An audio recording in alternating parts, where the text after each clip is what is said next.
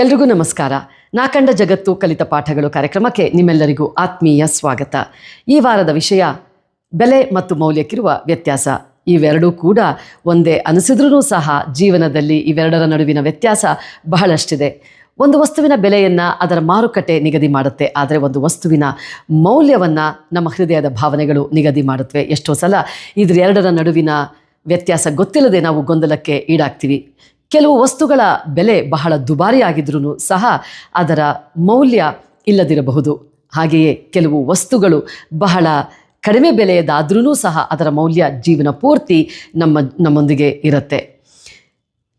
ಇದರ ವಿಚಾರವನ್ನು ಬಹಳ ಸರಳವಾಗಿ ಹೇಳಬೇಕು ಅನ್ನೋದಾದರೆ, ಇತ್ತೀಚೆಗಷ್ಟೇ ನಾನು ಅನುಭವಿಸಿದಂತಹ ಒಂದು ಸನ್ನಿವೇಶವನ್ನು ನಿಮ್ಮ ಜೊತೆಗೆ ಹಂಚಿಕೊಳ್ತೀನಿ. 1.5 ತಿಂಗಳ ಹಿಂದೆ ನನ್ನ ತಾಯಿಯವರನ್ನು ನಾನು ಕಳೆದುಕೊಳ್ತೀನಿ. ಆ ಸಂದರ್ಭದಲ್ಲಿ ನಮ್ಮ ಮನೆಯ ಸಂಪ್ರದಾಯವೊಂದು ನನ್ನ ಗಮನಕ್ಕೆ ಬರುತ್ತೆ. ಮನೆಯ ಸೊಸೆ ಮನೆಯ ಹೆಣ್ಣು ಮಗಳನ್ನು ತವರು ಮನೆಗೆ ಆಹ್ವಾನಿಸಿ ತಾಯಿಯವರು ಬಳಸ್ತಾ ಇದ್ದಂತಹ ಎಲ್ಲ ವಸ್ತುಗಳನ್ನು ಮುಂದಿಟ್ಟು ನನಗೆ ಯಾವುದು ಬೇಕೋ ಅದನ್ನು ತೆಗೆದುಕೊಂಡು ಹೋಗುವಂತೆ ಆಹ್ವಾನವನ್ನು ನೀಡ್ತಾರೆ. ಆ ಸಂದರ್ಭದಲ್ಲಿ ನನ್ನ ಕಣ್ಣಿಗೆ, ನನ್ನ ಮನಸ್ಸಿಗೆ ಕಂಡಂಥದ್ದು ನನ್ನ ತಾಯಿಯವರು ಪ್ರತಿನಿತ್ಯ ಬಳಸ್ತಾ ಇದ್ದಂತಹ, ಮನೆಯಲ್ಲಿ ಉಡ್ತಾ ಇದ್ದಂತಹ ಸರಳವಾದ ಕಾಟನ್ ಸೀರೆಗಳು. ಬಹಳ ಉತ್ಸಾಹದಿಂದ ಸಂತೋಷವಾಗಿ ಅವುಗಳನ್ನ ನಾನು ತೆಗೆದುಕೊಳ್ತೀನಿ. ಯಾಕೆ ಅಂತಂದರೆ ಅದರಲ್ಲಿ ನನ್ನ ತಾಯಿಯ ಜೀವನ, ಅವರ ಸಾನ್ನಿಧ್ಯ, ಅವರ ಪ್ರೀತಿ ಎಲ್ಲವುದನ್ನು ನಾನು ಕಂಡುಕೊಳ್ತೀನಿ. ಅದು ನನ್ನದಾಗಬೇಕು ಅನ್ನೋ ಸ್ವಾರ್ಥದಿಂದ ಅವೆಲ್ಲವುದನ್ನು ನಾನು ತೆಗೆದುಕೊಳ್ತೀನಿ. ನನ್ನ ನಾದಿನಿಯವರು ಬಹಳ ಒತ್ತಾಯ ಮಾಡ್ತಾರೆ, ತಾಯಿಯವರು ಬಳಸ್ತಾ ಇದ್ದಂತಹ ಚಿನ್ನ, ಬೆಳ್ಳಿ, ಮೈಸೂರು ಸಿಲ್ಕ್ ಸೀರೆಗಳು ಇವೆಲ್ಲ ಬೆಲೆ ಬಾಳುವಂಥದ್ದನ್ನು ತೆಗೆದುಕೊಂಡು ಹೋಗಿ ಅಂತ. ಆದರೆ ಅದು ಯಾವುದ್ರ ಮೇಲೂ ಕೂಡ ನನಗೆ ಮನಸ್ಸು ಕಿಂಚಿತ್ತೂ ಕೂಡ ಬರೋದಿಲ್ಲ.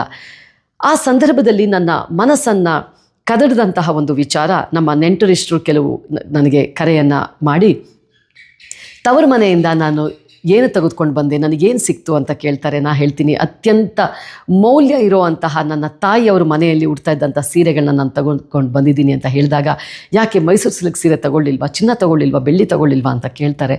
ಪದೇ ಪದೇ ನಾನು ಹೇಳಿದ್ರೂ ಸಹ ಅದೆಲ್ಲದಕ್ಕಿಂತ ಹೆಚ್ಚು ಮೌಲ್ಯ ಇದ್ದಂತಹ ಅವರ ಮನೆಯಲ್ಲಿ ಉಡ್ತಾ ಇದ್ದಂಥ ಸೀರೆಗಳನ್ನ ನಾನು ತೆಗೆದುಕೊಂಡು ಬಂದಿದ್ದೀನಿ ಅಂತ ಹೇಳಿದ್ರೂ ಕೂಡ ಅದು ಅವರ ಮನ ಮುಟ್ಟೋದಿಲ್ಲ. ಆ ಕ್ಷಣದಲ್ಲಿ ನನಗೆ ಅನಿಸಿದ್ದಂಥದ್ದು, ಯಾಕೆ ನಾವು ಎಲ್ಲ ಸಂಬಂಧಗಳನ್ನು, ಎಲ್ಲ ನೆನಪುಗಳನ್ನು, ಎಲ್ಲ ವಸ್ತುಗಳನ್ನು ಬೆಲೆಯ ರೂಪದಲ್ಲಿ ಅಳಿತೀವಿ?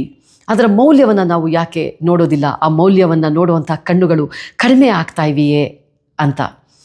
ಹಾಗಾಗಿ ನಾವು ಬಹಳ ಸೂಕ್ಷ್ಮವಾಗಿ ವಿಚಾರವನ್ನು ಮಾಡಿ ಬೆಲೆ ಮತ್ತು ಮೌಲ್ಯಕ್ಕಿರುವ ವ್ಯತ್ಯಾಸವನ್ನು ಕಂಡುಕೊಂಡು ನಿರ್ಧಾರಗಳನ್ನು ತೆಗೆದುಕೊಳ್ಬೇಕು ಅಂತ ಬಹಳ ಆಳವಾಗಿ ನಾನು ನಂಬ್ತೀನಿ ಅಂತ ಹೇಳ್ತಾ ನಿಮ್ಮೆಲ್ಲರಿಗೂ ಧನ್ಯವಾದಗಳು.